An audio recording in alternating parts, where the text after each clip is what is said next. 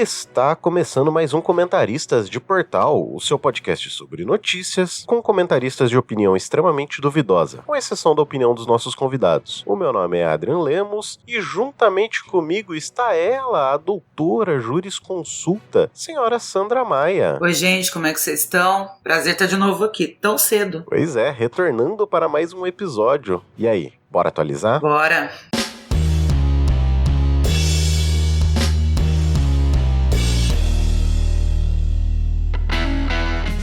Chegando aqui no nosso quadro de atualizações, queria trazer apenas um recadinho, falar que nós estamos disponibilizando um formulário para que vocês, ouvintes, possam comentar conosco. Esse formulário ele é dividido em 3 partes. A primeira parte ela pede alguns dados pessoais ali, nome, se a pessoa quer se identificar ou não, essas coisas assim. A segunda parte ela é mais voltada para as informações sobre a matéria que você quer comentar conosco. Então, ela é muito parecida com o que nós fazemos aqui. Lá nós pedimos o link da matéria, o título, data, autor, essas coisas que a gente costuma comentar por aqui. E a terceira parte em si é aonde o seu comentário vai poder ser feito. E ele pode ser feito em 3 diferentes maneiras. A primeira delas é em texto, áudio ou vídeo. Então, na parte de texto ali, escreve um pouco sobre o que fala a matéria, e aí a pessoa já pode entrar fazendo o próprio comentário. Em áudio, caso a pessoa queira, é muito parecido com o que nós fazemos aqui. Então, a pessoa diz de onde que é a matéria, de quando é, quem escreveu. Caso não tenha algum autor, a pessoa pode dizer que a matéria ela é não assinada, diz o título da matéria, faz um resumo, deixa a opinião na sequência, que a gente vai utilizar esse áudio na gravação e fazer os nossos comentários em seguida. Uma coisa que as pessoas têm que lembrar é de manter o telefone um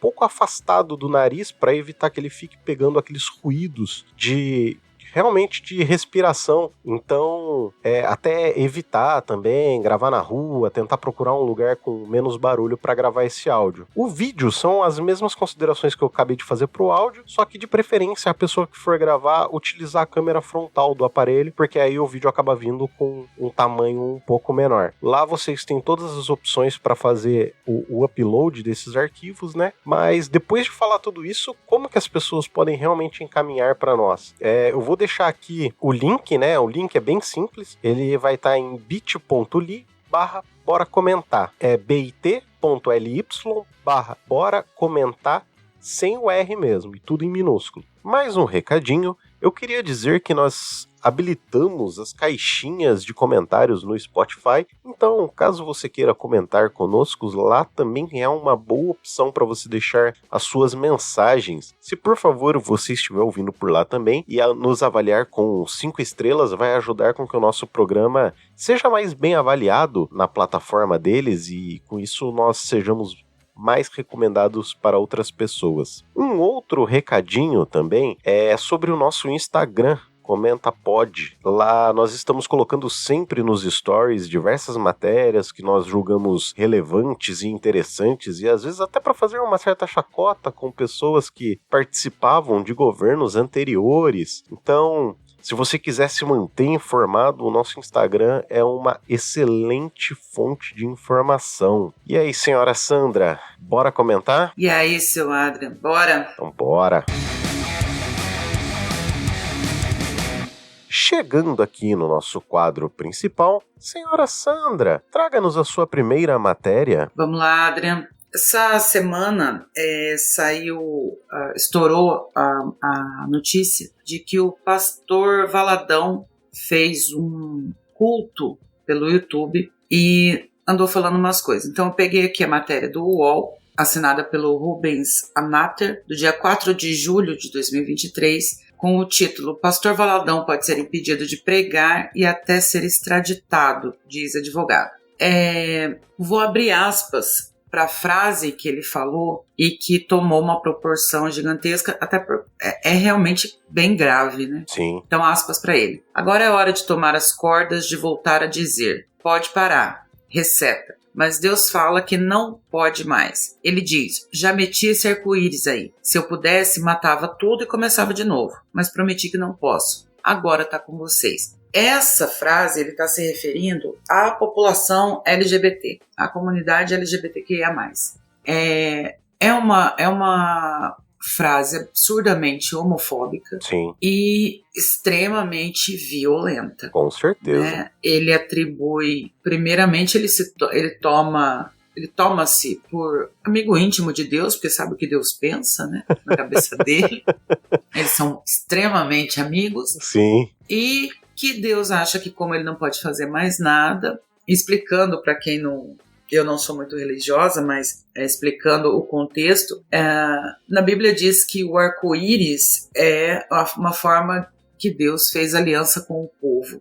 Depois do dilúvio, né, e tudo mais, depois que ele resetou o mundo. Então, que o arco-íris seria uma promessa de que aquilo não aconteceria de novo. E é dentro desse contexto que ele diz, como Deus não pode matar todo mundo, então agora está com vocês. Essa advogada, a Jaqueline Valles, ela é mestre em Direito Penal e lembrando que a homofobia ela foi equiparada ao crime de racismo em 13 de junho de 2009 no plenário do STF, que fixou a tese dessa equiparação. Ele também fixou a tese nessa mesma decisão, de que a repressão penal à prática da homofobia não alcança nem restringe o exercício da liberdade religiosa, desde que as manifestações não configurem discurso de ódio. Sim. Então, assim, lembrando, não existe no Brasil nenhum direito absoluto, nenhumzinho sequer. Todos os direitos têm os seus limites. E a liberdade religiosa não é uma exceção, como a liberdade de expressão não é, a liberdade de imprensa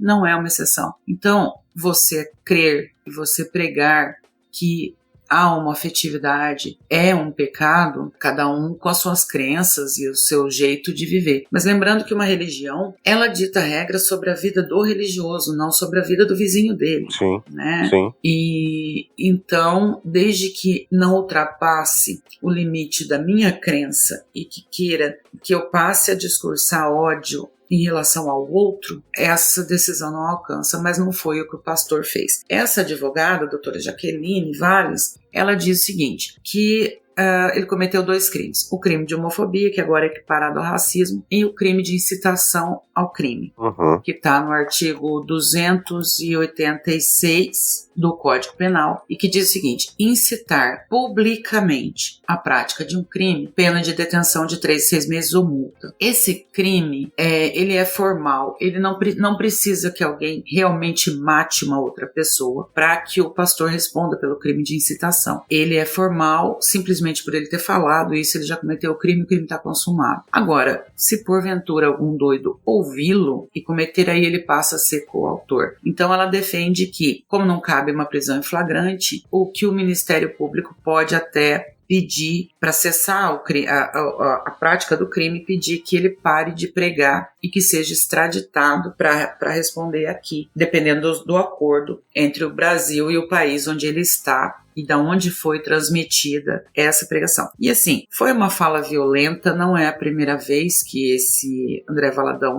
fala e faz falas absurdamente criminosas e contra a população LGBTQIA+, e não sei onde vai parar, né? Esses pastores midiáticos aí estão cada dia mais se metendo em política e em pânico moral e religioso absurdo que estão pregando. E a questão, eu acho que está na hora da gente começar a discutir essas questões realmente seriamente em congresso e tudo mais, porque realmente tá ficando sem controle, né? Olha o absurdo que se chegou, olha uma fala de um pastor transmitido para imensuráveis pessoas assistindo, não tem como mensurar quantas pessoas ouviram isso. É realmente uma situação gravíssima. Sim. Só para eu fazer uma errata aqui, Sandra, você disse que a tese de equiparação com o crime de homofobia, ela era de 13 de junho de 2009, mas na verdade é de 13 de junho de 2019. 19. Isso, obrigada. Só pra fazer uma errata aqui, que senão daqui a pouco o pessoal cai matando em cima da gente. Isso, gente, de 2019. Então, assim, eu também não sou uma pessoa religiosa, até comentei em episódios anteriores, principalmente, assim, eu já tinha uma certa inclinação ao ateísmo, sabe? E há algum tempo atrás, meu enteado faleceu e, assim, isso pesou muito para com que esse meu lado ateísta crescesse e evoluísse, vamos dizer assim, entendeu? Uhum. Mas a teologia em si e religiões, de certa maneira, são coisas que me fascinam.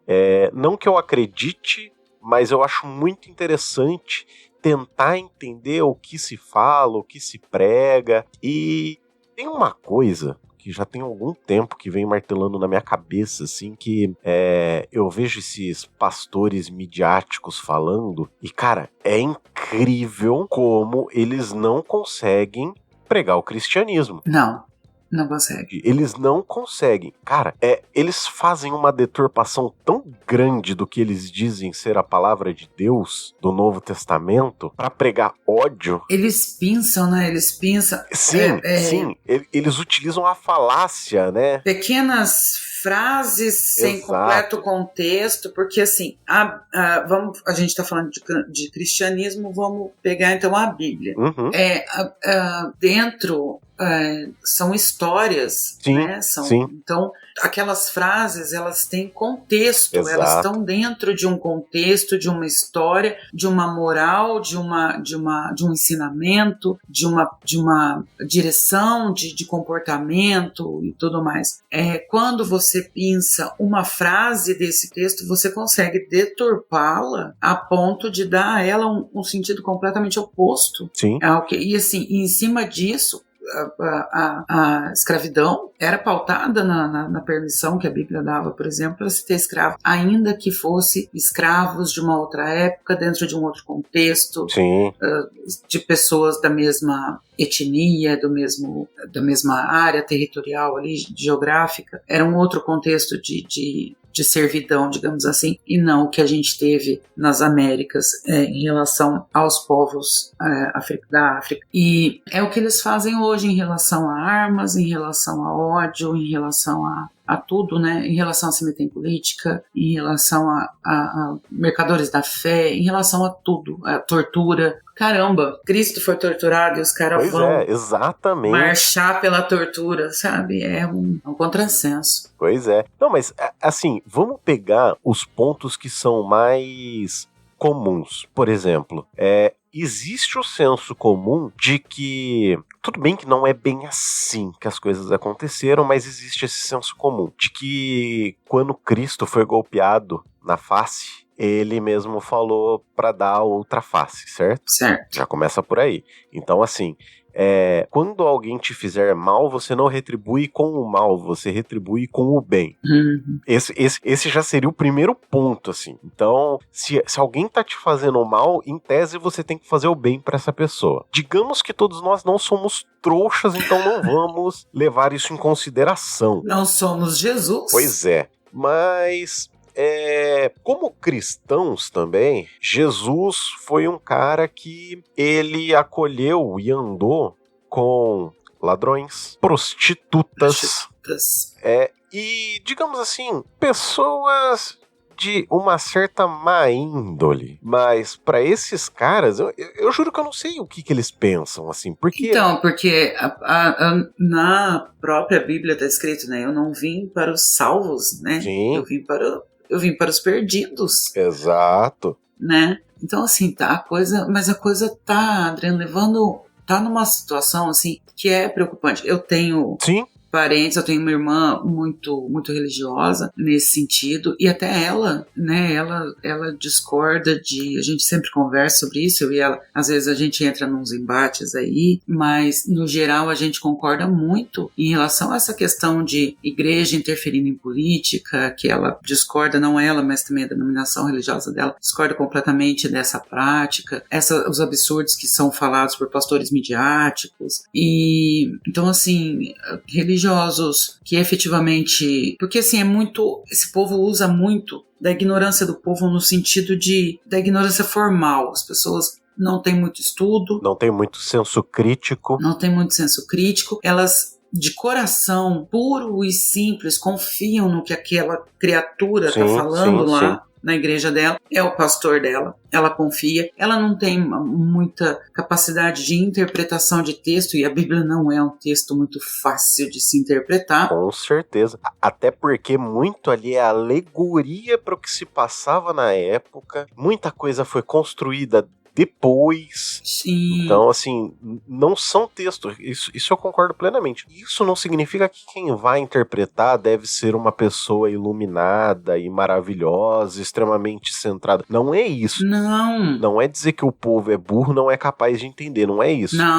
Não foi isso que eu disse mesmo. Mas é que, assim, a complexidade daquilo é você ter que entender que é um texto. Assim, eu vejo a Bíblia como um livro de autoajuda maravilhoso. Absurdo. Sabe? Porque ele tem diversos momentos para trazer paz, para trazer conforto, mas você tem que entender todo o contexto sociopolítico, histórico, exato, que se passou naquela época em que esses textos foram escritos. Porque se você não tiver esse senso crítico na hora de ler os textos, você vai acabar acreditando em terraplanista, entendeu? Sim, então esse é o embate que a minha irmã também prega. Uhum. E assim, ela não pega, eu vejo ela estudando, e ela realmente estuda para fazer uma pregação, porque a Bíblia num lugar ela tem uma indicação lá embaixo, assim, ela é toda programada já para esse tipo de estudo, que leva para uma outra passagem, que leva para uma outra. Então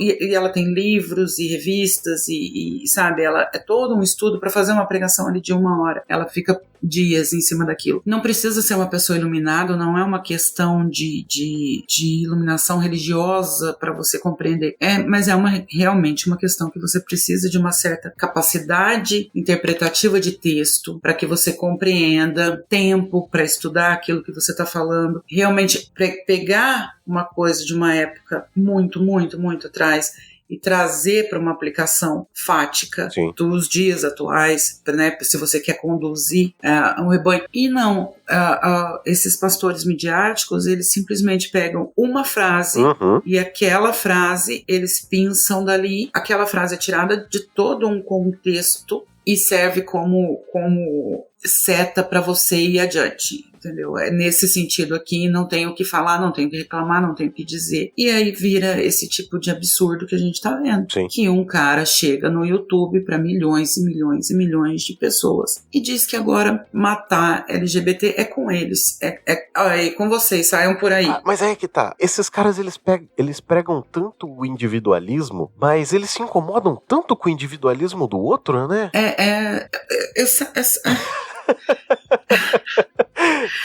É uma coisa que eu queria muito, muito entender o que passa na cabeça de um ser humano que se incomoda com quem o outro tá dormindo, se esse outro não é o seu esposo, ou sua namorada, o seu namorado. Se não é ele mesmo, né? Se não é você mesmo. Por que você se incomoda com isso? Por que você se incomoda com as decisões do outro? Porque vai pro inferno. Mas não é você, criatura. Supondo que sim. Que seja exatamente assim a vida. Que eu esteja errada e você esteja certo, que exista um inferno e que a pessoa, né, vá para o inferno. Não é você, criatura. Por que tanta preocupação? Mas agora, eu te faço uma pergunta, Sandra. E se o Deus certo é o Deus da tribo da Polinésia, como prevê o pessoal do Porta dos Fundos, entendeu? E aí? E se tá tudo acontecendo porque a gente parou de levar flor para Zeus? Pois é. E se na verdade sei lá, algum deus que a gente sequer sabe que existe realmente, sabe? O deus do Ruas, a grande macarronada. Pois é, sabe? Então, tipo, e se for a grande macarronada? Assim, eu não sou contra a religião. Não. Eu acho que ela tem o espaço dela. Eu entendo pessoas que precisam da religião como uma forma de doutrina. A religião traz conforto. Exato. Né? Ela é importante. Mas, por exemplo, eu sou ateu. Pra mim, isso é um fato, entendeu? Eu sou agnóstico. Pra mim, não existe nada além do hoje. Porque como não existe como provar qualquer tipo de situação, então só existe o hoje. Eu só posso dizer que existe o agora. Só existe o presente, entendeu? Não existe... Eu não posso dizer que existe alguma coisa além, não posso afirmar isso, que existe, e nem que não existe. Isso é agnosticismo. Aí você já tá entrando na minha área. Aí é agnosticismo. Mas... sei lá, sabe? É É muito complexo. Não, eu não sou ateia porque eu não desacredito. Porque até esses dias eu vi uma tirinha muito boa que uma pessoa perguntava pra outra, como é ser ateu? Ele falou assim, você acredita no Deus fulano, tal? Ela falou, não. Ele falou assim, então, é assim. É assim. Você acredita em Zeus? Não. Então, é assim. Pois é. Entendeu? Mas como eu não consigo ter esse sentimento de que não existe nada, então eu não me coloco como ateia, me coloco como agnóstica. Eu já cheguei nesse ponto, assim, de que eu não acredito em mais nada, não, assim, sabe? De não existe, sim. Aí você é ateu. Eu só acredito na aleatoriedade do universo. É a única coisa que eu acredito. Sim, eu não sou ateia, eu sou agnóstica. Eu não consigo ainda... ter uma certeza. Né, afirmar, não existe. Uhum. Né? Eu ainda penso, mas e se existe? E se, né? E se tudo tem um porquê? E se talvez exista, na verdade, não seja religioso, mas físico, se existe uma outra dimensão, Sim. Sabe aquela coisa do Carl Sagan da maçã? Sim. E se existe uma outra coisa realmente, entendeu? Que as pessoas pressupõem. Então, assim, eu não cheguei nesse patamar de não existe. Então, eu sou agnóstica. Então, assim, se existir, nós tá fudido. Mas seguindo aqui, Sandra, queria trazer aqui uma primeira matéria. Ela é uma matéria da CNN Brasil, escrita pelo Ismail Shakida, da Reuters, e o título da matéria diz que Google anuncia que vai bloquear sites de notícias no Canadá após lei que exige pagamento. Essa matéria é do dia 1º de julho de 2023 e basicamente o Google disse no dia 29 de junho que está se planejando para bloquear os sites de notícias canadenses na sua plataforma, no caso na sua ferramenta de busca, né? E dessa maneira eles estão se juntando com aquela outra empresa, o Livro Cara, sabe? Uhum. Para tentar intensificar uma campanha por uma lei que exige esse pagamento para os portais de notícias locais lá no Canadá. Um órgão fiscalizador de orçamento independente de lá, né? Ele estimou que no ano de 2022 as empresas de notícias poderiam ter recebido cerca de 330 milhões de dólares canadenses por conta de publicidade que eles deixaram de receber, e esses valores acabaram indo para a Google. Ui. E aí o que eu queria trazer aqui de discussão é que esse queridão aí dessa empresa de buscas, eles já fizeram um certo ataque ao PL 2630 aqui no Brasil, colocando a sua opinião na home deles. Disseram que eles não fizeram nada demais, porque eles também têm direito à opinião política, e até estão alguns embrólios com relação a isso na nossa justiça, e é o que eu queria trazer para a discussão aqui, o que você acha dessas big techs que ganharam tanto poder, e agora eles são os mais novos homens brancos, héteros, cis da internet? Então, deixa eu te perguntar,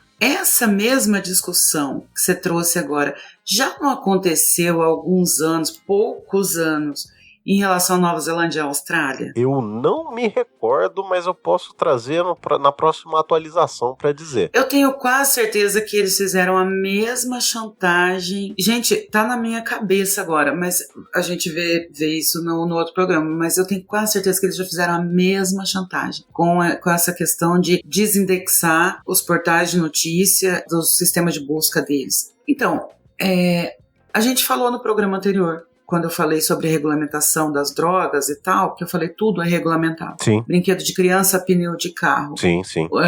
De venda de tabaco a remédios. Tudo no Brasil é regulamentado. Rótulo, teor que está dentro, que você consome, tudo. Etiqueta de camiseta. Você vai olhar, tem lá quanto de poliéster, quanto de algodão, tudo nesse país é regulamentado. E aí vem essa patifaria de que, mas é uma patifaria de Big Techs não poder ser regulamentada. Aonde? E assim, o imbróglio, o que deu ruim nesse negócio do Google, vou explicar pra você. Foi o seguinte, as Big Techs, elas não se consideram imprensa. Por quê? Porque imprensa tem lei. Imprensa é regulamentada. Se o Jornal Nacional fala um absurdo em rede nacional e prejudica moralmente alguém ou conta uma mentira realmente violenta, o que acontece com o Jornal Nacional? Imagina o tanto de denunciante que esse canal não perde. Sim. Imagina o quanto que ele não tem que desembolsar de indenização. Certeza. Então, assim, existe uma consequência ligada aos atos da imprensa. Sim. Então, as Big Techs dizem, nós não somos imprensa. Ok, vocês não são imprensa. Então, vocês não estão dentro da lei que regulamenta a imprensa. Só que se vocês não são imprensa, vocês estão fornecendo serviço. Sim. Sim, entendeu? Sim. Então, quando você fornece um serviço, na questão da opinião do Google, que ele diz que é opinião, não é opinião, é uma propaganda. Certeza. E propaganda é regulamentada também. Pois é. Então, assim, tem uma usina aqui na minha cidade, ela fica mais ou menos no meio. Na verdade, ela é de uma outra cidadezinha aqui perto da minha, que chama Canitar. Mas, assim, antigamente, vivia no imbróglio, porque, paga imposto aqui, eu pago imposto lá. Então, dependendo do que era melhor, eu pertenço a Ourinhos ou eu pertenço a Canitar. Sabe? É mais ou menos o que as Big Tech estão fazendo. Uhum. Assim, eu não sou imprensa, eu não tenho que pagar indenização, eu não tenho que retirar conteúdo, eu não tenho que me responsabilizar pelo que está dentro da minha plataforma. Mas, aí, quando ele faz uma cagada dessa, não, mas eu também não tenho que pagar por isso, porque eu não sou uma propaganda, eu sou uma questão de notícia. Você é o quê, né? Se decide o que você quer ser, né? Você é o quê? Né? Entendeu? Aí foi acionado a Secretaria do Consumidor, né? Se não me engano, foi acionado, né? Agora você vai ter o Telegram também teve que se retratar, e foi muito engraçado a retratação do Telegram, né? Que fomos obrigados a nos retratar. Sim. Do tipo, eu tô colocando isso daqui, mas não é o que eu penso. O que eu penso é aquilo lá. Exato. Que eu mandei pra vocês sem ninguém me pedir, inclusive. Sim. Então, mas sabe o que eu acho interessante? É justamente a falta de regulamentação foi o que permitiu essas Big Techs adquirirem o poder que elas estão tendo hoje. Uhum. E assim, o que mais me irrita é um poder absurdo. O Livro Cara mesmo foi uma empresa que influenciou diversas eleições pelo mundo afora. Teve gente usando isso como propaganda, assim, achando bonito usar isso como discurso. Os caras não fazem nada. A gente percebe que existe sim uma segmentação do que te mostra nas suas linhas do tempo. Você percebe que, assim, tipos de coisas que estão extremamente, assim, eu sou uma pessoa mais de esquerda, progressista, e o que aparece de vídeo de nego de direita pra mim não tá escrito, sabe? E assim, é vídeo de direita, é vídeo de pessoa homofóbica, é vídeo racista. Cara, quanto vídeo de violência não aparece? Então assim, se eu tô vendo aquilo e eu percebo que aquilo... Eu não acho que eu sou um alecrim dourado pra conseguir perceber que eu percebo e a plataforma não percebe, entendeu? Eu não consigo ter essa visão. O Xandão falou Foi o Xandão? Ou foi o Dino? Não, acho que foi o Xandão que falou pra elas, falou assim, se você não me venha com essas histórias de que a gente não consegue ter controle, porque como é que pornografia infantil vocês têm controle? O algoritmo de vocês trava, não trava? Trava. Então, pois é, como é que um mamilo feminino vocês reconhecem, mas um mamilo masculino não. Cara, outro dia, até uma anedota pra contar aqui. Eu coloquei no Stories do Comentapod uma matéria que tava falando sobre comunidades indígenas e a foto eram 4 mulheres indígenas com os seios de fora. Não era nada sexual, sabe? Não era. Era algo que tava mostrando a cultura e o cotidiano daquele povo indígena. E eles me deram um strike. Eles derrubaram o meu story e marcaram lá dizendo que assim, ó, esse aqui é o primeiro, mas alguns a gente bloqueia a sua conta. E então, como que eles conseguem pegar essas coisas, mas não conseguem pegar outras? Não. No como é que você chamou o Livro Cara? No Livro Cara. No Livro Cara, você não pode falar, não sei se vai cortar depois, mas você não pode falar a palavra viado, porque é ofensivo, e óbvio, concordo, não tem mesmo que falar. Mas você pode não falar, se você escrever a palavra, eles censuram seu comentário. No entanto, você pode falar absurdos, por exemplo, que tá com vocês a morte das pessoas do LGBT, ou concordar com certos absurdos, e o comentário em si mesmo você denunciando, olha, este comentário, o contexto dele, apesar de não ter um xingamento específico, esse comentário é totalmente homofóbico e violento. Sim, nada acontece. Não fere os nossos termos. Exatamente. E uma frase que o Dino falou quando chamou eles para ter uma conversinha foi exatamente isso. Desde quando os seus termos de uso são maiores do que a Constituição Federal. Exatamente. Os seus termos de uso é que devem estar dentro da Constituição Federal. Exato. A maldita pirâmide de Kelsen, que é o terror de todo estudante de direito. Desde quando os seus termos de uso é que ditam as regras de um país? Sim, pois é. Entendeu? Só que eles realmente acreditam nisso. Sim, e se criou essa falácia de que se você tá concordando... Porque, na boa, quem lê aquela bodega são 17, 18 páginas, são 18 páginas de um juridiquês maldito. Cara, o brasileiro não consegue interpretar um texto simples, que dirá um texto com juridiquês, sabe? E, assim, eu sou uma pessoa que sou completamente contra o juridiquês. Eu acho que tudo no nosso Brasil deveria ser reescrito com linguagem, não seria coloquial, mas seria a linguagem daquela época. Então, por exemplo, ó, a Constituição foi promulgada em 1988. Eu duvido que a linguagem que foi utilizada para promulgar a Constituição era aquela que era falada daquela maneira que tá lá na... Não, é que assim, dentro da área jurídica, eu sou toda tatuada. Eu tenho uma tatuagem nas costas, minhas costas é toda coberta. E eu me lembro muito bem que eu me tatuei bem mais tarde, porque meu pai era de uma outra geração e eu não queria muito conflito, né? Não que ele... Mas, enfim, eu tinha muito respeito por ele e eu não queria conflito nesse sentido. Mas era uma questão. Por exemplo, na faculdade. Mas e depois, para prestar de concurso para juiz, se você é tatuado? E é tatuado num lugar que o povo vê braço ou pescoço. Dentro da área jurídica, tem muito disso. Até pouco tempo atrás, advogadas não entravam no TJ de calça. Nossa, tinha que ser de tailleur de saia, entendeu? Não entravam no TJ de calça, até pouco tempo atrás. Ainda tem juízes, e aqui na minha cidade, que é uma cidade pequena, ainda tem juízes que implicam com o advogado se ele não estiver usando gravata e paletó. É um absurdo isso. Então, assim, é toda uma estrutura elitista, ridícula. Sim. Sabe? Que vai desde o palavreado, porque você falar difícil, aparentemente você é uma pessoa importante, inteligente, sábia, entendeu? Erudita. Te bota em um pedestal, né? Sim, eu inclusive acho, não falei com o Thiago sobre isso, mas quando ele me convidou, acho que foi por causa exatamente disso, porque quando eu faço textos no Facebook, e eu geralmente uso mais o Facebook para explicar, acontece uma coisa, mais ou menos o que a gente tá fazendo aqui, acontece uma coisa na semana, eu pego a parte jurídica da coisa e explico lá. Legal. E assim, são textos razoavelmente longos, não dá pra fazer no Twitch, até porque eu não gosto de fazer thread. Mas são textos razoavelmente longos, assim, explicando. E eu realmente faço esse tipo de coisa, eu traduzo para as pessoas, entendeu? Coisas que eu entendo que eu sei que as pessoas não vão conseguir entender, porque é realmente parece que é feito para você ter complicações. Sim. Olha a complicação ridícula que dá aquele artigo 142 da Constituição Federal, sabe? Porque tá mal escrito. Com certeza. E, assim, a gente fala tanto sobre... Eu sou um grande crítico à cultura norte-americana, à cultura estadunidense, na verdade. Mas nesse ponto, eu acho que pelo menos eles são um pouco melhores. De que se uma pessoa leiga, ela consegue ter um acesso jurídico mais... Não seria adequado a palavra que eu quero dizer.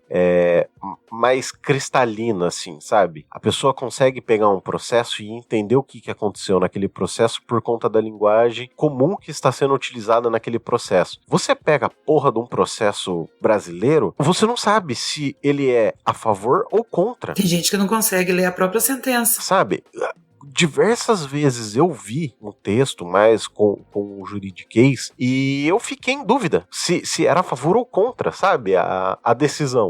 E aí eu fico pensando assim, num país que a gente já não tem uma educação pública de qualidade, porque assim, é um absurdo, se você quiser uma educação de qualidade, você tem que ir para uma escola particular. Enfim, você já não ter uma educação de qualidade. E aí você ainda fazer com que as pessoas tenham menos acesso às coisas por elitismo, cara, é um absurdo. Aquilo que você falou no episódio anterior sobre certas aberrações que acontecem, pra mim o juridiquês é uma dessas aberrações. O judiciário tem muito disso, sabe? É muito conservador em vários aspectos, desde a linguagem ao trâmite processual, que é uma questão um pouquinho complexa, desde agora, por exemplo, tem muita discussão, o juiz de garantia que o Fux ficou prendendo lá, deu até um perrenguinho lá no plenário, que o Fux ficou segurando, que é uma questão exatamente essa, de um juiz coleta provas e depoimentos e tudo, o outro olha, vê o que tem e o que não tem e julga, completamente separado emocionalmente do processo. Sim. Entendeu? Que é uma coisa realmente para distanciar e tentar efetivar a imparcialidade que o juiz deve ter. Né? Então, todas essas questões do judiciário, roupas, tratamentos, você já deve ter visto vídeos aí de desembargadores e ministros obrigando um advogado a tratá-los por Vossa Excelência, meritíssimo. Sim. As famosas carteiradas, né? Sabe, aquela coitada da policial que teve, até hoje eu não entendi aquilo, que teve que indenizar um desembargador porque ela foi dar uma multa pra ele e ele veio com quem você sabe com quem você tá falando, né? E ela acabou tendo que indenizar o cara e fizeram vaquinha e tal. Cara, é uma loucura isso. O processo da atriz lá em relação ao ministro Gilmar Mendes, né, que o Gilmar Mendes não gostou lá do negócio que ela falou, aquela atriz que era do CPC. Então, assim, o judiciário tem muito disso, muito elitismo, muito conservadorismo, muita coisa nesse sentido aí. E realmente é quase inacessível à população compreender o que acontece no judiciário. É muito triste isso. Vamos seguir aqui, Sandra? Traga-nos a sua próxima matéria. Essa aqui foi muito boa. Tá no Globo, no G1. Globo é uma matéria de Jornal Nacional que está transcrita no G1. TST reconhece racismo estrutural e condena Sari Corte Real e Sérgio Hacker por dano moral. A matéria do dia 4 de julho de 2023. Eu não sei se você lembra, Adriano, dessa história. Não, confesso que não. Tá, é o seguinte. A empregada doméstica da família foi passear com os cachorros e deixou o menininho dela com a patroa. A patroa, salvo engano, estava fazendo as unhas, eu acho que era isso, mas enfim, descuidou-se da criança e a criança caiu do 9º andar do prédio. O Miguel tinha 5 anos. E agora aconteceu o seguinte: o Ministério Público do Trabalho denunciou e o TST aceitou a denúncia na denúncia de uma ação civil pública. Então essa indenização que eles vão pagar não vai para a família do Miguel, vai para o Fundo de Amparo do Trabalhador ou alguma entidade sem fins lucrativos, porque é um dano coletivo. Certo. E em cima do quê? Porque a decisão é histórica. Porque foi a primeira vez que o TST, que é o Tribunal Superior do Trabalho, reconheceu o racismo estrutural, sexismo e classicismo em relação aos patrões e a Mirtes e Marta Santana, que eram, respectivamente, mãe e avós do Miguel. Então, é uma decisão histórica, vinda do Tribunal Superior do Trabalho e que colocou em documentação, voltando à questão que a gente estava anterior, em juridiquês, entendeu? Que olha, isso existe. E assim, agravado pelo fato de que a senhora Sari Corte Real é esposa do seu Sérgio, que era o prefeito da cidade. E a avó e a mãe do Miguel eram funcionárias públicas e estavam trabalhando como domésticas. Então há também um desvio de função. E o desembargador fala exatamente, e assim, é uma decisão incrível realmente. Sim. Mas assim, deixa eu te fazer uma pergunta, te cortando um pouquinho. Você não acha que é um certo escárnio, assim, uma certa filha da putagem? Porque assim, tudo bem, não existe dinheiro no mundo que traga uma pessoa ou que traga conforto. Ok, eu concordo com isso e eu tenho plena ciência disso. Mas você não acha que é uma certa filha da putagem essa mãe não ter, tudo bem, por mais que seja um dano coletivo, mas essa mãe não ter parte dessa indenização? Não precisa ser 100%, que seja 40%, 50% do valor da ação. Para a família que foi lesada inicialmente. Tá, vamos só diferenciar uma coisa aqui. O dano coletivo, porque assim, cada vez que alguém comete um crime, existe a vítima em si do crime especificamente. Mas toda a sociedade, como grupo, ela é ferida. Entendi. Nesse crime, por conta desse crime, né? O pacto é quebrado. Então, quando se fala em ação civil pública e dano coletivo, nesse caso por conta do racismo estrutural, do classicismo, do elitismo e de tudo o que está na sentença, é uma reparação à sociedade. Entendi. Não exclui o fato da família do garoto, do Miguel, ter direito à indenização pessoal, mas isso acontece em uma outra esfera, na esfera civil, certo, que provavelmente não vai chegar a isso, porque também tem uma filha da puta, aí sim, é uma filha da puta, é outra patifaria, que é o seguinte, aqui no Brasil há um entendimento judicial de que você não pode enriquecer sem causa. Enriquecer? Mas isso, obviamente, só se aplica a pobres, Ah, claro, né? Porque com certeza. todos os ricos estão ricos sem causa, né? É herança de papai. Não, aliás, causa tem, né?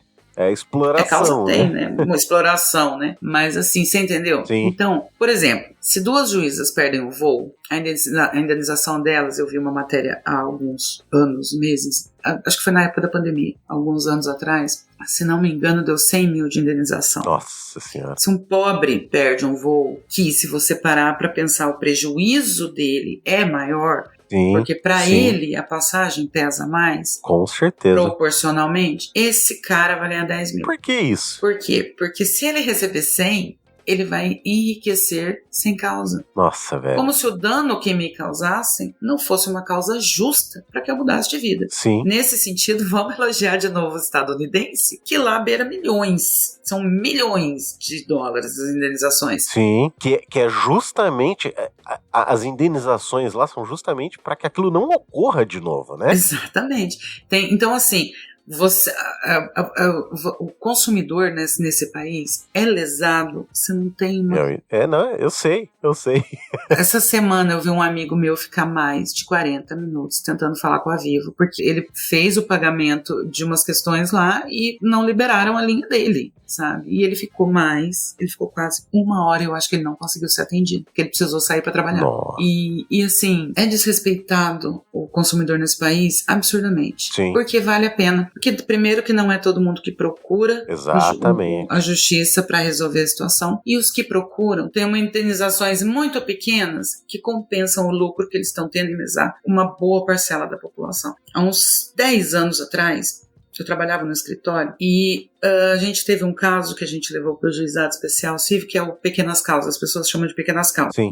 A gente levou para o juizado porque assim, toda conta de telefone de um cliente nosso tinha 30 centavos cobrados a mais. 30 centavos, toda a conta. E aí ele se irritou com aquilo e falou, eu não uso esse serviço, eu não contratei esse serviço e tal. Ele se irritou com aquilo, a gente levou. Na época a gente até ganhou bem, 10 anos atrás a gente ganhou 10 mil certo. De indenização. Aí, só que veja você, ele foi reclamar quantas contas a companhia telefônica não estava cobrando 30 centavos. Sim, com certeza. Quanto, sabe? Então, assim, ela perdeu 10 mil para este cliente. Com certeza. Mas quanto ela não ganhou de 30 em 30 centavos. Exatamente. Então, assim, e o consumidor não pode enriquecer sem causa. Pois é, mas a empresa pode, né? Claro que pode, né? A mão invisível do mercado. Sim, tem... Eu, pelo menos, eu sinto. Ela é invisível, mas eu sinto no meu bolso. Toda essa vez. Ela é invisível, mas me dá cada tapa na cara que é... Capaz, mas me dá... Nossa, se enfia no meu bolso, leva meu dinheiro. Nossa, é um absurdo. Então, assim, mas ainda tem, voltando ao caso do Miguel, ainda tem a ação criminal, que ela já foi condenada, mas está recorrendo em liberdade, e provavelmente vai ter as questões civil, de indenização e tudo mais, por essa questão. Mas essa decisão é realmente histórica porque colocou numa sentença, reconheceu que a situação, o contexto da situação, que isso todo mundo viu na época. Agora que você lembrou do caso, você vai lembrar da repercussão. Sim. Todo mundo falava, a madame branca não pode olhar porque, né, a filha da empregada negra, não dá pra ela falar, menino, sai daí de perto da janela, vem aqui ficar comigo. Não dá pra ela levantar e ir lá buscar a criança. É foda. Porque parece que a criança saiu atrás da mãe, né? Saiu atrás da mãe e não conseguiu entrar no elevador, não se perdeu ali, não entendia muito bem como funcionava o prédio e caiu da janela acho que foi do corredor, né? Enquanto a empregada dela estava cuidando dos cachorros, Pois é. ela não conseguiu cuidar do filho Sim. da empregada. Sim. Então, assim, é realmente uma decisão histórica. Muito boa a decisão. Seguindo aqui, aproveitar que a gente está falando um pouco sobre direito, sentenças e essas coisas, trazer uma notícia aqui da Gazeta do Povo, que diz que Portugal encerra acordo que facilitava a atuação de advogados brasileiros no país. É uma matéria do dia 5 de julho de 2023, como eu disse, da Gazeta do Povo, ela não é assinada. A matéria basicamente ela diz que a Ordem dos Advogados de Portugal, ela anunciou o encerramento desse acordo de reciprocidade, né, com a OAB aqui do Brasil. O acordo tinha sido criado em 2008, então acabou aí durando quase 15 anos, e para justificar, eles alegaram que houveram muitas mudanças nas leis e isso acabava fazendo com que houvesse uma certa dificuldade no desempenho dos advogados brasileiros lá em Portugal. Dessa maneira, né, agora esses advogados que quiserem ir atuar em Portugal, eles vão ter que passar por provas de adequação, e aí eu queria ouvir Vossa Senhoria, como advogada doutora jurisconsulta, o que você acha disso? Portugal negando que brasileiros trabalhem em seus territórios como advogados? O Chega lá tá ficando violentíssimo também. O Chega é um partido da extrema-direita de lá, que tem como chefe o André Ventura. Então, assim, não é muito a minha área, a questão de direito internacional e tudo mais, mas é complicado realmente. Em Portugal, no entanto, a língua facilita bastante. Mas as leis, principalmente lá, porque tem a questão da Europa, né, meu Deus. Do visto? Não, o bloco europeu. Não sei. Que a Inglaterra saiu? Gente! A zona do euro, não é? A zona do euro. Existe a zona do euro ali que tem as questões próprias dela, um parlamento que cuida de todos, e aí dentro dos países tem os seus próprios parlamentos. Então, assim, eu imagino que realmente, para quem é formado no Brasil e está acostumado com as nossas leis aqui, tenha realmente um pouco de dificuldade para atuar lá, certo, né? A não ser que sejam questões que se entranhem, né? Você vai defender um brasileiro lá, enfim, mas para atuação mesmo, eu sair daqui e querer atuar em Portugal, eu não acho, pelo menos assim, a priori, eu não me aprofundei exatamente se há outras razões e tudo mais, mas nesse sentido é um pouquinho complexo mesmo de a língua ajuda, mas ainda assim é complexo você entender toda uma estrutura judiciária, porque elas não são iguais, né? A nossa, por exemplo, se você for fazer um direito comparado entre o Brasil e os Estados Unidos, que as pessoas, é muito engraçado, porque tem gente que acha realmente que vai chegar no juiz e vai ter objeção meritíssima, sabe? Não existe essas coisas aqui, não existe nada disso aqui. Eu protesto, né?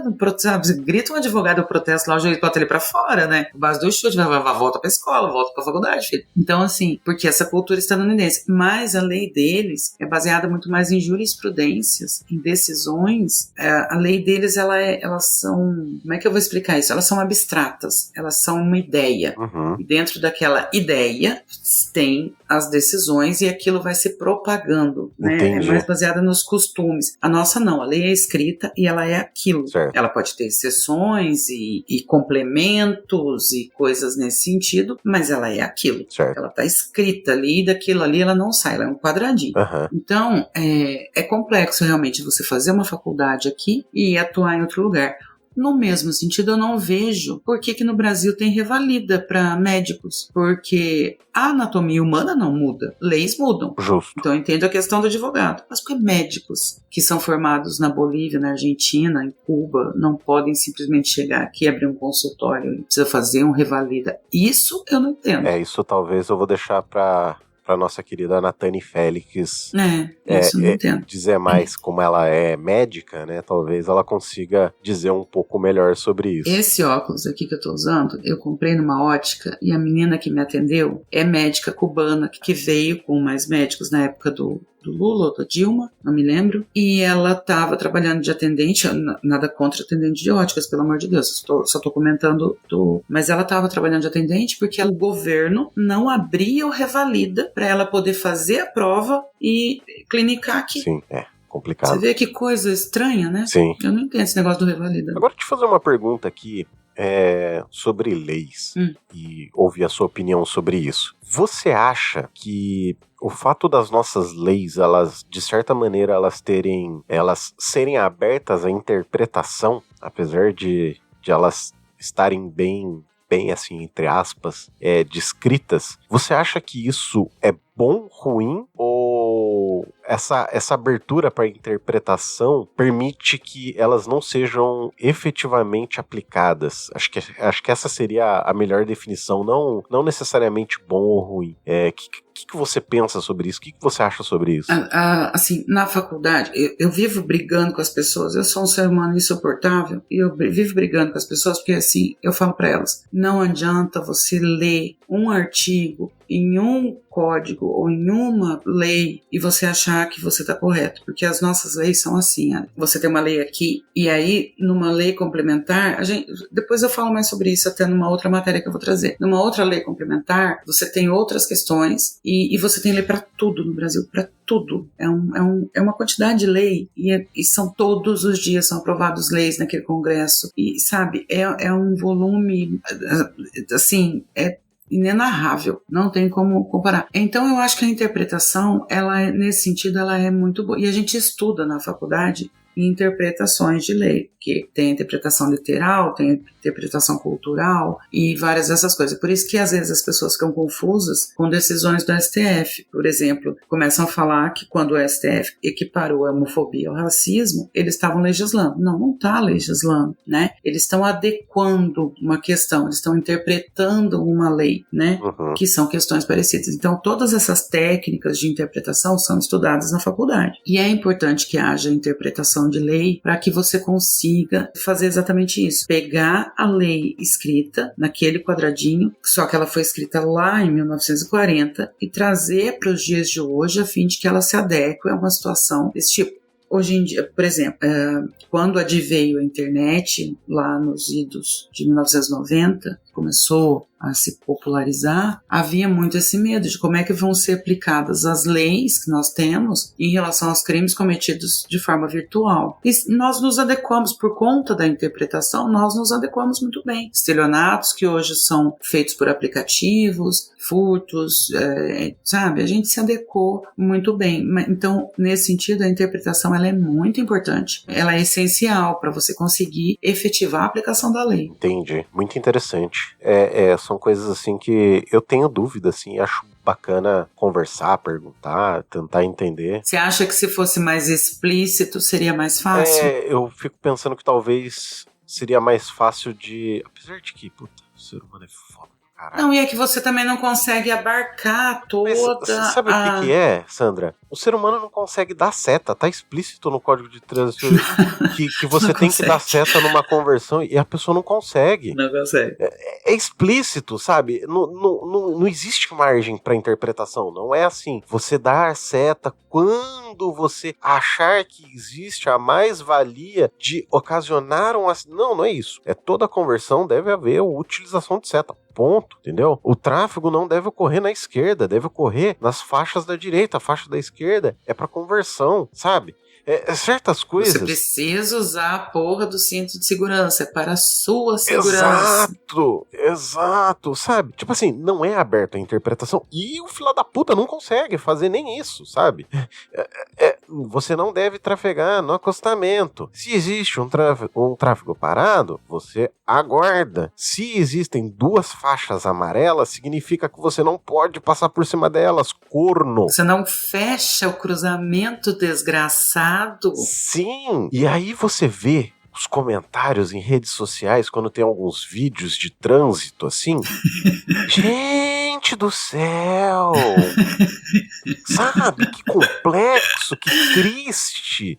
Então, assim, você tava comentando e tudo. E você vê que o episódio tá ficando assim, tudo tá se emaranhando, porque a gente volta lá na questão religiosa que as pessoas não conseguem interpretar as coisas. Pois é. Então, assim, às vezes a gente vai conversando, eu vou refletindo no momento sobre o que a gente tá falando, né? E aí, às vezes eu tenho essas ligações malucas, assim. O que eu vou falar vai ser muito triste, mas, assim, eu acho que o Brasil só vai começar a mudar quando, se parecer um pouco mais... Assim, eu não acho que tem que ser isso, o nosso futuro, tá? Vou deixar isso bem claro aqui, porque senão alguém vai falar, nossa, ele é a favor do controle total das populações. Não, não é isso. Vamos deixar bem claro. Eugenista!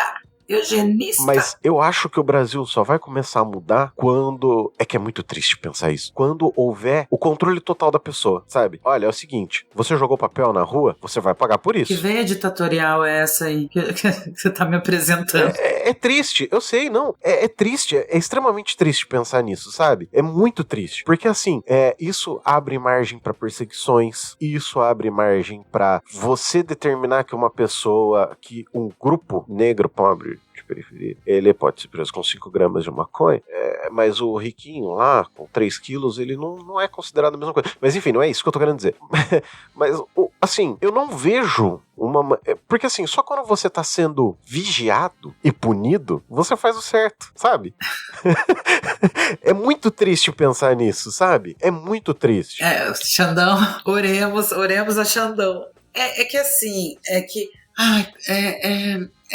sabe o que tá errado aqui? É toda a estrutura. E assim, pode ser. O que eu quero dizer pra você é assim, ó. Vamos pegar uma família desestruturada. O filho da puta do cara largou a menina, que já era menor, grávida. Essa menina foi morar com a avó. Aí a menina não consegue estudar. A avó tem 2 empregos. Sim.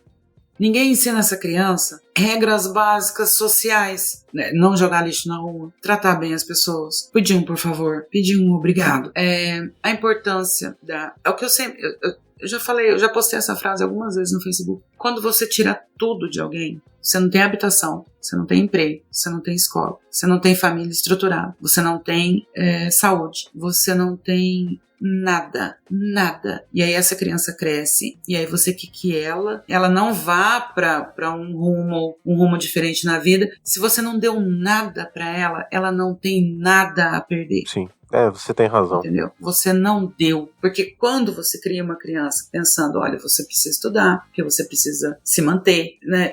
Isso já é um absurdo, né? Uhum. Não deixar a criança viver da arte, sim, ir pra praia, vender miçanga, onde já se viu isso. Mas você geralmente educa uma criança nesse sentido. Eu não tenho filhos, mas eu tenho sobrinhos, eu sei como é que é. A importância da educação, a importância da educação formal e da informal de casa, por favor, obrigado, sim, né? Sim. Respeitar uma fila, devolver um troco errado, esse tipo de ética e de que geralmente a gente que tem uma estrutura familiar um pouco mais dentro dos padrões, você consegue ter um tempo e se adequar ali, outras pessoas não têm. Sim. E isso acaba gerando muitos distúrbios sociais nesse exato sentido, de que a pessoa acha que não precisa dar certo, que a pessoa acha que não precisa usar cinto de segurança, que a pessoa acha que pode beber e dirigir, que a pessoa acha um monte dessas pequenas falhas sociais que vão ficando gigantescas, porque vão se acumulando. Mas olha que coisa, né? A gente gasta uma grana absurda pra corrigir isso no depois. No depois, sim. E não gasta a mesma grana pra corrigir isso no antes. Porque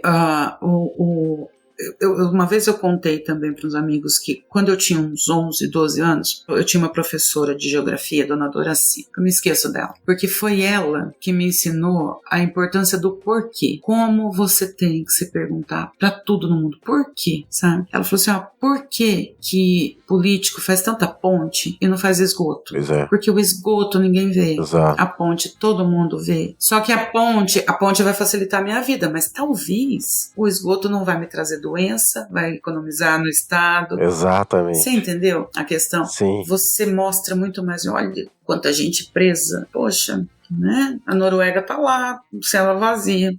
A gente nós não temos um trabalho de prevenção e a gente, por conta disso, a gente vive apagando incêndio. E é um ciclo, sabe? E esses incêndios nunca vão deixar de acontecer e sempre vai ser cada dia pior, cada dia mais difícil. Então, e é por isso que, voltando à nossa conversa da semana passada, por isso que é tão importante o trabalho de base de conscientização Sim. da população. Porque enquanto a população não se vir como pobre e como necessitado de questões estatais, de que o Estado lhe dê coisas e tome conta de si, eles não vão aprender a cobrar isso do Estado, entendeu? Verdade, justo. E nem também a votar em pessoas que talvez possam trazer essa real melhora, né? Exatamente, porque Quantas pessoas você conhece nessa última eleição que tem casa por causa do Minha Casa Minha Vida, mas também tendo pau no Lula? Sim. Que fez faculdade por causa de FIES, ProUni e tudo mais, mas também tendo pau no Haddad? Quantas pessoas você não vê assim? A pessoa não se reconhece como pobre, sabe? E não, simplesmente não se reconhece. Com certeza. Seguindo aqui, senhora Sandra, nesse momento eu vou pedir para você trazer a próxima matéria. A minha agora, vamos falar do imbrochável e inelegível. Amém. Eu digo grande e você diz... Grande dia. Eu peguei aqui a matéria do site do TSE, do Tribunal Superior Eleitoral, que tem o título: por maioria de votos, TSE declara Bolsonaro inelegível por 8 anos. Amém. Amém. Do dia 30 de junho de 2023. A matéria não está assinada. Então aqui, ó. Plenário, por 5 votos a 2, reconheceu abuso de poder político e uso indevido dos meios de comunicação por reunião convocada com embaixadores. O Braga Neto foi excluído da sanção. A ação foi impetrada pelo PDT, que é o partido do nosso querido Ciro Gomes. Sumido, né? Amém, também. Tá na França? Não sei onde ele tá. Deve estar. E pedia a condenação e consequente inelegibilidade de Bolsonaro e do vice, o Braga Neto. Essa reunião foi realizada no dia 18 de julho de 2022. Lá no site do TSE você tem acesso a todos os votos na íntegra de cada ministro. Então, se você tiver tempo, gente, porque é comprido, se você tiver tempo e interesse, podem ler lá. Tá tudo lá. Mas eu vou falar de alguns votos que chamaram a atenção pra gente colocar isso na pauta, pra gente discutir aqui. A maioria dos ministros foram 5-2, a maioria dos ministros seguiu o relator, que é o ministro Benedito Gonçalves. Com isso ficou determinada a imediata comunicação para a Secretaria da Corregedoria Geral Eleitoral e também vai ser levada, a decisão vai ser comunicada para a PGE, que é a Procuradoria Geral Eleitoral, para que analise eventuais providências na área penal, se esse fato também pode ser punido na área criminal, ao Tribunal de Contas da União, TCU, que não dá mais para falar TCU sem lembrar do medo e delírio. Na verdade, você sabe que a pessoa responsável por esse teu cu é Diogo Esquinelo do Midcast, né? Ah, é? Não sabia. Ele que é o responsável por essa maravilhosa vírgula. Eu não sabia que era dele essa vírgula. Sim, é do Midcast. Porque eu reconheço bem a vírgula da Adi. Sim, da Adi Ferrer. Adoraria ter ela aqui comentando com a gente, sabia? Ah, ela é maravilhosa, né? Hoje ela deu uma notícia tão triste lá em relação a esse negócio dessa nova rede social, que colocaram o nome, não o nome social dela, o nome do registro. Ela tava muito puta e com razão. Nossa, Adi, se você estiver me ouvindo, beijo, força e manda esse povo tomar no cu. Bando de lazarento. Mas enfim, voltando aqui. Porque foi usado os bem públicos, né? A TV estatal foi usada para transmissão e tudo mais. Então vai apurar se também tem algum ato ilícito nessa questão. E também vai pro Supremo. Para ver também que tem uns outros inquéritos lá em apuração para ver se isso vai ajudar. Então vamos lá. A ministra Carmen Lúcia, os votos Xandão, Carmen Lúcia e tudo mais acompanharam o Benedito, mas a ministra Carmen Lúcia se destacou porque ela foi o voto que cravou a inelegibilidade, né? Que fez a maioria, que a partir do voto dela não tinha mais como reformar. E o ministro Raul Araújo, quem diria? Para quem não lembra quem é o ministro Raul Araújo, ele é aquele que proibiu a Pablo Vittar de gritar... Nossa, é um absurdo esse cara. Contra o Bolsonaro no Lollapalooza. Sim, sim. Ele é o ministro dessa decisão. Ele tem uma ideologia, assim, ele tem um viés ideológico muito alinhado ao bolsonarismo, né? Sim, sim. Então não surpreendeu. Inclusive, o Bolsonaro até insinuou que ele pudesse pedir vista e tal, não sei o que, mas não aconteceu. Ele votou, apesar de votar a favor do Bolsonaro. Então o ministro Raul Araújo abriu a divergência para julgar improcedente a ação do PDT e ele considerou o fato sem nenhuma gravidade. O ministro achou que tá tudo bem. Tá tudo ok. Tá tudo ok. Tentar pronunciar coisas de golpe de Estado tá tá ok. Segunda-feira no Brasil. Tá tudo perfeito. Não aconteceu, sabe? Nada acontece feijoada. E o ministro Raul Araújo, ele vai ocupar o cargo de Corregedor-Geral da Justiça Eleitoral no final do ano, no lugar do Benedito Gonçalves, que se aposenta, né, no final do ano. E ele vai herdar mais 15 processos contra o Bolsonaro. Estão rolando lá. Está em trâmite, mas 15. A graça da história é que a inelegibilidade, ela não se acumula, né? São 8 anos e pronto. Sim. Não vai, mesmo que os outros 15 sejam julgados também inelegível, ele já está inelegível. Mas eu fico pensando, e se não, né? Pois é. Então, até porque cabe... Como é que fala no direito? Recurso. Recurso, exato. Cabe recurso, mas assim, o recurso dele tem que ser feito, acho que pro STF, né? Justo. No STF não tem muitos amigos. Pode ser. É verdade. Não fez amiguinhos no STF. Não, tem o André Mendonça e o Nunes Marquinhos. O Medo e Delírio em Brasília é maravilhoso, não tem jeito. Não, eu não consigo nem conversar sem me vir uma coisa deles na cabeça. Virou mania nacional, aqueles bichinhos. Não, eu também, quando eu tenho que falar alguns nomes, as vírgulas deles sempre vêm na cabeça. Marcos Rogério é outro que eu não consigo falar sem gritar. Aí, eu acho que assim, mesmo assim, ainda cabe recurso, isso eu acho que vai demorar um pouco. Eu tenho um pouco de receio, sabe? Assim, a sentença, ela já é válida, né? Ele já está inelegível. Certo, ele já está inelegível. Justo. Sim, porque foi votado em plenário, né? Mas assim, eu acho que esse é um cara que ainda vai incomodar muito na política. Eu vi que assim, já teve algumas rusgas dele com o PL. Inclusive o senhor Valdomiro lá, o senhor Valdemar, já meio que foi aproveitar e comemorar a inelegibilidade dele nos United States. Não, você sabe que eu gosto muito, eu acompanho muito Reinaldo Azevedo. Algumas ideias dele não são a minha, eu sou de esquerda, ele é liberal, enfim. Mas em relação a questões jurídicas, ele é um rábula absurdo, assim, sabe? O cara entende de direito mais do que muitos juristas. Só pra ficar claro aqui, explica o que é um rábula. Um rábula é uma pessoa que entende muito de direito, mas que não fez faculdade de direito, que não é advogado, que não é bacharel em direito. Justo. E ele é assim, caramba, o cara entende muito, sabe? Entende muito.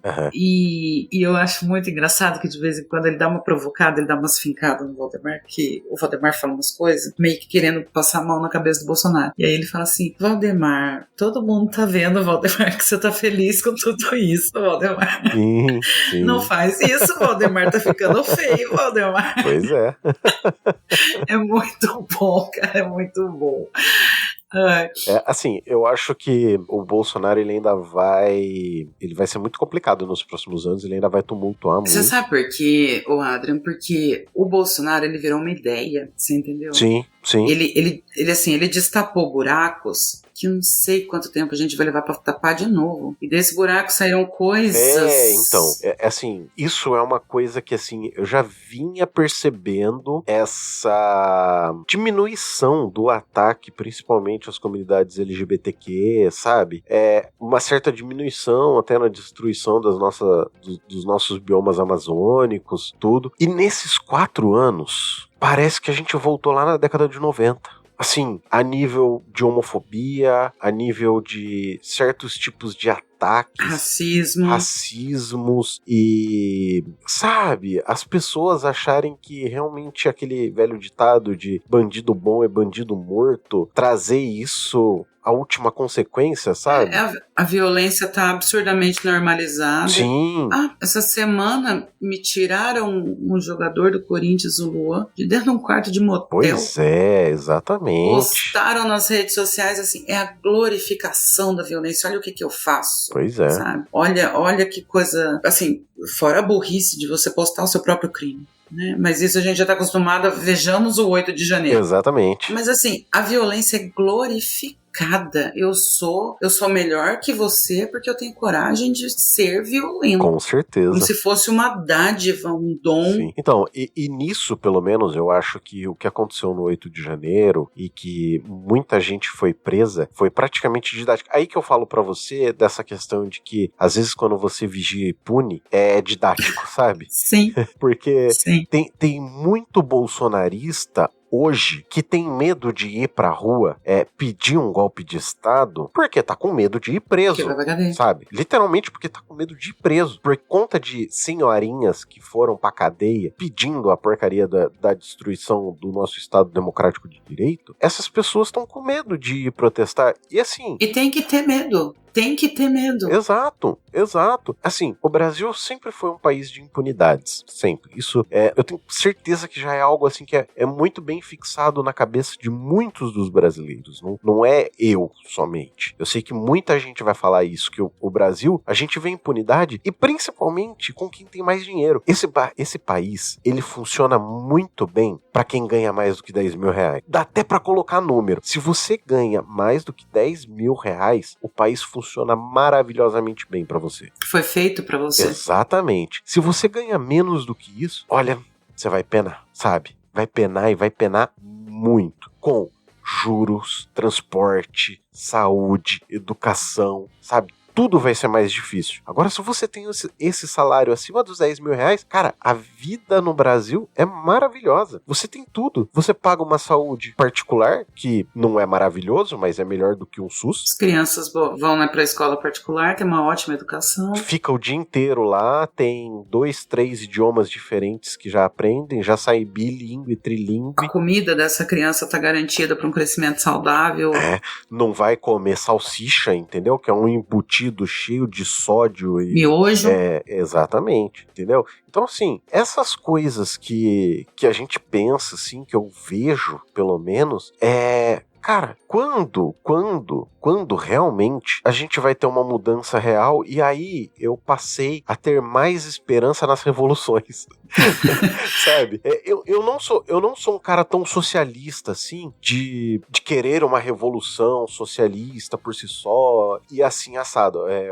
Nesse ponto, o Thiago, o Roger, eles são muito mais do que eu, assim. Mas eu comecei a perceber que se a gente não tiver uma ruptura, não vai ter tanta mudança assim, porque tem muita gente que tá legislando em causa própria, por interesse próprio, sabe? Sim, a maioria. E justamente por a gente, que nem nós comentamos já, muito por nós não termos uma educação de qualidade, um pensamento crítico, e muita gente pregar uma coisa simples para problemas complexos, a gente não consegue resolver. Então, se não tiver uma revolução e a coisa não tiver uma ruptura do que a gente quer pro que a gente tem hoje, as coisas eu acho que não vão ter uma mudança tão grande assim, sabe? E assim, voltando à minha professora Doraci, de geografia, ela falava assim, a quem interessa um povo inteligente, pois é, que pensa, exato, sim, que cobra, sim, com certeza, que sabe os seus direitos e ninguém vai passar a perna nele, nem político, e nem... Você imagina, semana passada eu falei sobre uma lei que tá aí, não vai passar, e se passar, vai ser declarada inconstitucional, porque é desvio de finalidade, ela tem um alvo certo, que é anistiar o Bolsonaro. Mas é uma lei que quer anistiar todo mundo que cometeu crime eleitoral em 2022. Mas ela tem alvo certo, então tem desvio, claro, de finalidade, é uma porcaria de uma lei. Mas o simples fato de um deputado ter a coragem de propor essa lei, porque ele tem advogados à disposição dele que não são burros, ganham muito bem, e eu parto do princípio, Adriano, do seguinte: eu sou uma pessoa mediana. Eu não sou nem espetacularmente inteligente, nem absurdamente burro. Eu sou mediano. Então eu parto do princípio que tudo que eu consigo fazer, qualquer um consegue fazer. Sim.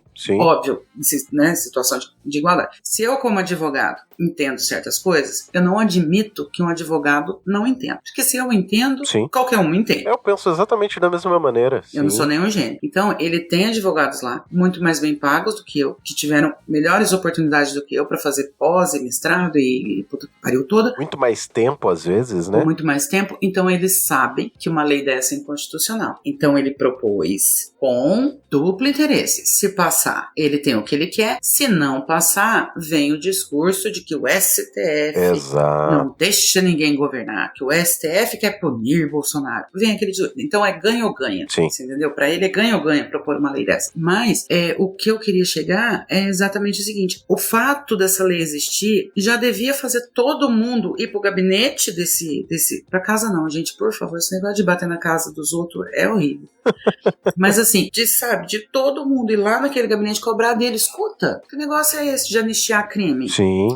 Que na época já era crime, todo mundo sabia que era crime, fizeram crime porque quiseram fazer crime, e agora vem o senhor aqui falar que não, vamos anistiar tadinho deles. É o menino Ney agora. Nossa senhora. Que tudo que faz passa a mão na cabeça, porque é um garoto, coitado. É assim que vai lidar com o deputado agora também? Pois é. Sabe? Pelo amor de Deus. Vai lá, faz cagada e depois anistia. Vai lá, faz cagada e depois anistia. Até quando isso? Então, enquanto realmente não tiver esse tipo de coisa, que o povo não entender que o poder é do povo e que é o povo que manda, que é o povo que determina e que só tá acontecendo essa patifaria que tá acontecendo porque o povo deixa acontecer, Sim. realmente não vai. Eu também não quero que todo mundo saia se quebrando por aí, batendo de frente com a polícia, tomando tiro. Sim. Não é isso que eu quero. Ou atirando em outras pessoas. Eu não quero isso. Mas enquanto o povo não entender que é ele que determina certas coisas, não vai mudar.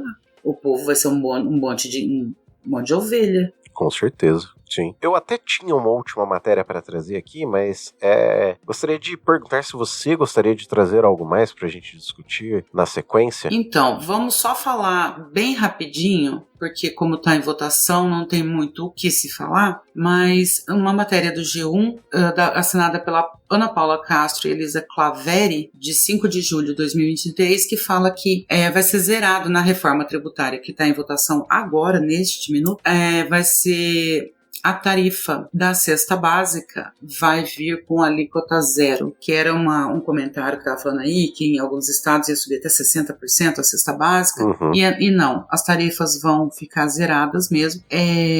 Essa reforma tributária, ela vai ser implantada ao longo de 7 anos, né? Então vai ter um tempo aí para adequação e tudo mais, mas vamos ver como é que vai ficar tudo certinho, porque está em votação, vamos ver como é que vai terminar esse texto base, o que vai entrar, o que vai sair e tudo mais. É uma coisa difícil pra gente conversar sobre a reforma tributária em si agora. Mas o que eu queria dizer é que essa reforma trabalhista tá causando um racha no PL. Reforma tributária. A reforma tributária, desculpa, tá causando um racha entre o Tarcísio e o Bolsonaro. Porque o Tarcísio teve numa reunião do PL, hoje ou ontem, hoje dia 6 ou ontem, dia 5, não sei, eu comecei a ver os vídeos hoje. E assim, ele foi vaiado porque ele é favorável. Ele foi vaiado, ele foi discutido, o Bolsonaro aproveitou pra jogar ele pros leões, como o Bolsonaro faz com todos os seus aliados. Eu não sei como alguém... Adriano, presta atenção, um amigo teu te trai, você continua amigo dele. Não tem jeito. Mas as pessoas insistem em ser. Foi com o Bibiano, foi com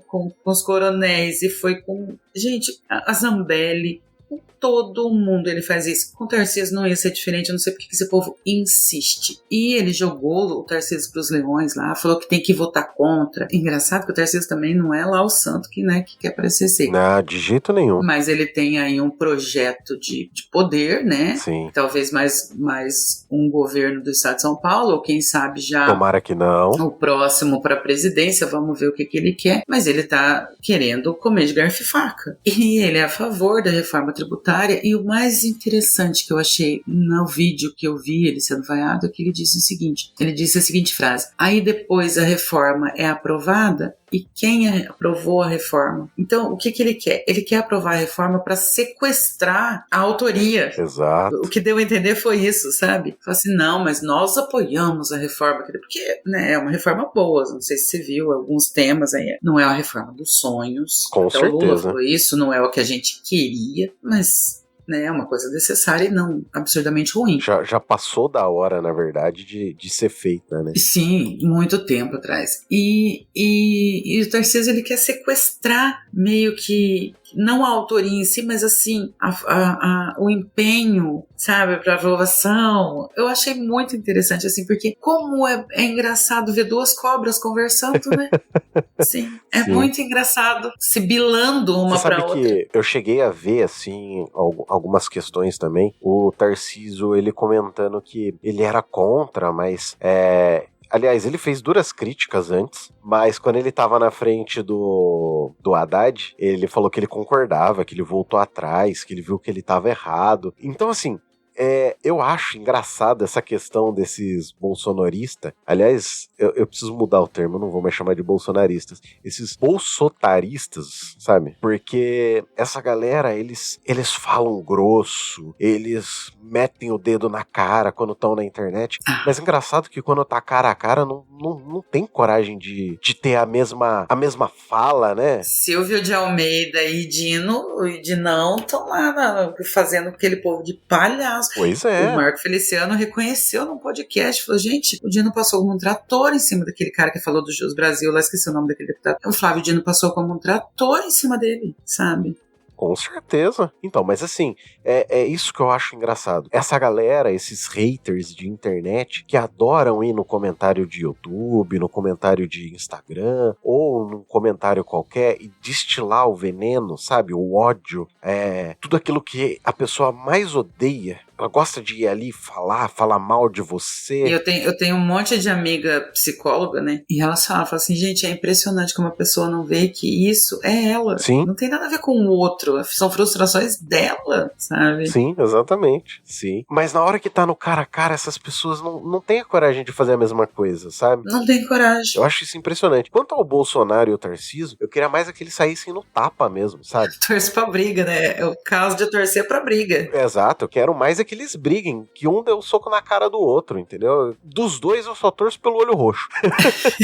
E assim, voltando de novo ao episódio da semana passada que a gente tava falando sobre retirarem as questões do Ministério da Marina, que parece que eles fazem tudo de pirraça. Sim. Nesses vídeos que estão ocorrendo, você presta atenção pra você ver que a pessoa que fala, ela fala, mas a gente vai ser a favor de coisa do PT. A pessoa não tá interessada em saber se a reforma é boa ou não pro país, se vai melhorar a economia. Exato. Ela simplesmente assim, vem do PT, não presta. Não vamos ler, não vamos pensar, não tem senso crítico, não tem nada, tá? Mas é o tal do negócio, vamos torcer pro olho roxo. Certeza. Seguindo pro final aqui, senhora Sandra, que se as pessoas quiserem entrar em contato conosco, nós temos um meio extremamente arcaico de comunicação chamado e-mail, e as pessoas podem enviar para comentaristas.pod@gmail.com. Também nós estamos no Instagram como @comentapod, como eu disse no começo. Nós temos diversas matérias que nós colocamos nos nossos stories, então se as pessoas quiserem ficar informadas pelo nosso Instagram, seria o melhor canal para isso. Temos também o nosso Twitter, que é @comentapod, que está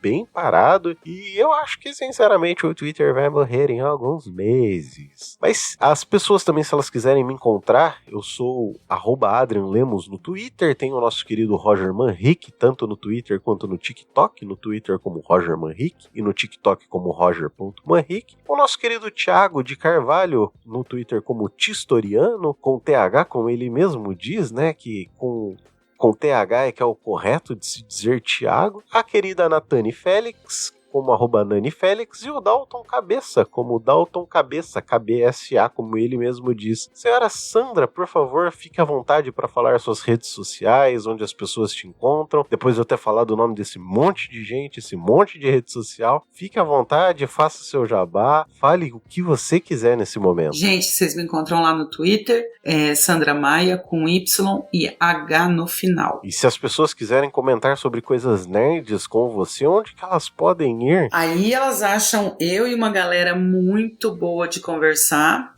lá no Sky Nerd, no grupo do Facebook. A gente comenta sobre muita nerdice lá, filme, quadrinhos e política, tudo que você possa imaginar tá lá. É um povo muito acolhedor. Vem que você vai se divertir. É isso aí. Agradeço imensamente pela sua disponibilidade em gravar conosco aqui mais uma vez. Os nossos queridos Dalton, Thiago, Roger, Natane, são pequenos proletários, são pessoas trabalhadoras que estão com seus tempos extremamente contados e não estão conseguindo gravar este pequeno podcast. Então, muito obrigado pela sua disponibilidade, por vir aqui falar sobre coisas de juridiquês. Então, fique à vontade para voltar novamente quando quiser. Nosso programa estará mais do que aberto para isso. Obrigada, Adriana. Foi um prazer de novo estar aqui. Espero voltar mais vezes. Convidando, tô pintando por aqui. Beleza, é isso aí. Então a gente fica por aqui. Aquele grandíssimo abraço. Até o próximo programa. Tchau, tchau. Beijo e tchau, gente.